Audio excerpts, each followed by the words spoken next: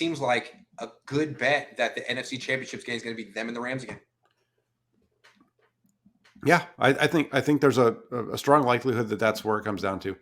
If Trey Lance is the guy and Trey Lance plays the way that we expect him to play, it's going to be down between the 49ers and the Rams. I'm excited to see the Trey Lance thing, and I know we were on different sides of that for a lot of the year. I felt like they were better going on, but once I saw him week 17 against Houston, the way that he turned that around after a little bit of a rough start, my tune changed on that one, and I feel like the miss to George Kittle in the first quarter, that doesn't happen if it's Trey Lance back there. Yeah, I don't think he's going to have as high of a completion percentage as Jimmy Garoppolo in this offense, but I think Kyle's going to get a feel for how he can use him, and just Kyle's intelligence and the abundance of talent on the offense and the abundance of talent that Trey Lance possesses is going to be pretty effective. It should probably be more effective than it was with Jimmy. Yeah, I think you're going to see the efficiency drop a little bit, but the overall is probably going to be, in yards is going to be around the same, but I just feel like the 49ers are going to be a little bit better in the passing game in terms of, some accuracy down the field that's going to pay off for them.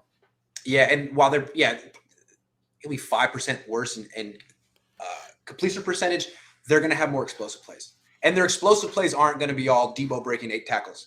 They're going to be Trey Lance running, Trey Lance throwing. It's just going to be I think it's going to be a very explosive offense. Excited to see it.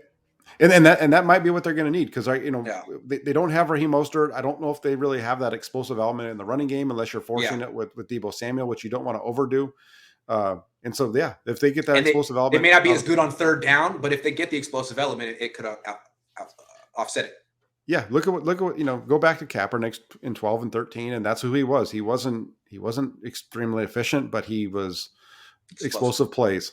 And that's why they got to the Super Bowl in 12 and almost got back there in 13. And you got this explosive talent, Trey Lance, with his legs, his arm. You have explosive playmakers all around, not just one, not just two. And you have a coach who is one of the best in the world at creating explosive plays. Mm-hmm. And what you've seen is a plotting offense that's been sort of mediocre the last 5 years. I'm really excited. I'd like to see this. Because we've seen Kyle have explosive offenses in the past. He was never really going to do that with Jimmy Garoppolo. It's not his game. The Patriots don't want to be explosive on offense. The Patriots have a dink and dunk ball control offense that Jimmy Garoppolo is perfect for. Kyle wants to go down the field. That's why he liked Kirk Cousins. I'm excited to see what this guy can do. He's better than Matt Schaub was. He's got a lot more physical gifts than Matt Ryan. It could be really fun.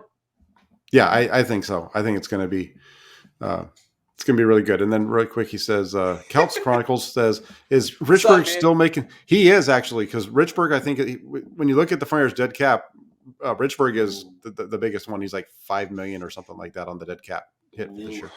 Interesting. Maybe that's why the Niners aren't making big signings anymore, because D Ford, Weston Richburg, they're still paying people they don't want to pay him. Jimmy. Yeah. Well, I think their dead cap, the overall dead cap is better this year than it was last year, but still, yes, Richburg's still counting against their cap, I think $5 million. So they used to always talk about Parag and his team-friendly deals, but the last few years, these agents have been getting over on Parag. D Ford's still making money. Wow. Yeah, the whole D Ford. D Ford helped them out in 2019, but it's been a disaster since 2019. But it's okay because they won the Super Bowl that year. Oh, why do you got to go there? I'm so sorry. But it's okay because at least they got rid of Jimmy Garoppolo that year and got a first-round pick for him, and then got Tom Brady won the Super Bowl the next year. Oh, wait, they didn't do that either. Look at this guy. I'm sorry. Who brought this guy on here anyway? Look at this guy. So sorry. It's just crazy how close they've been, and they just haven't been able to take that one step.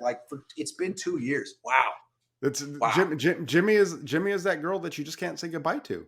I know. It's like constantly they're like texting him at 2 a.m, like, "Hey, you up?" Like, stop. Delete the number from your phone.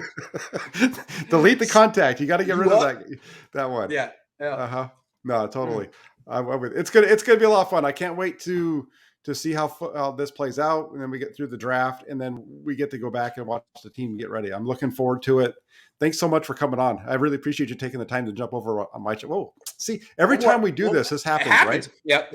One more real quick. Well, Grant's busy eating his strawberry. Kajan's 25, thanks for the donation. He says, would you trade Debo to the Dolphins for Waddle and a high pick? Don't have it extend Debo, and Waddle is downfield threat and can do the end around. No.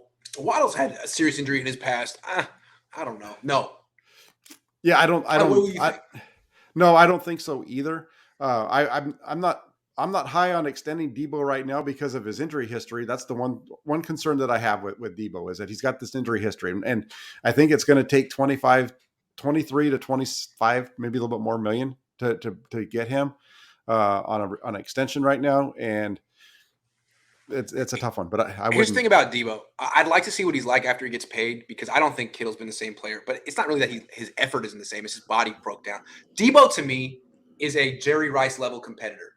Yes. He's a Steve. Like he's got it. He almost single-handedly dragged the Niners to a Super Bowl just based on talent and will and competitiveness. And so I don't think you get rid of that. He's special. He's in that class of all-time Niners competitors.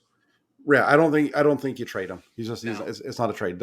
We talked about this earlier in the week on your show when we were talking about maybe Deshaun Watson coming here. It wasn't Debo that we talked about trading. It was Brandon Ayuk. Ayuk could be the guy that you trade, not Debo because of the competitiveness, and he's the heart and soul of the team, really. Yeah, I haven't seen that from Brandon. Like Brandon Ayuk's good, but I haven't seen like Jerry Rice level competitiveness. I've seen that from Debo. It's clear that Debo's in that level. No question.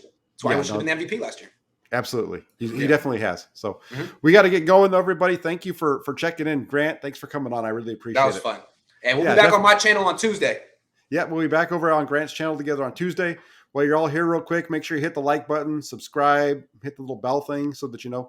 And, Grant's always been a big supporter of mine, but I wanted to say, help get this channel up because I want to be able to do some more things down the road. And the more viewers we get over here, the better it'll be. So you guys could subscribe to Jack. Jack's the man. Let's do it. And he's in Santa Clara. He's a real beat writer. He knows what he's doing.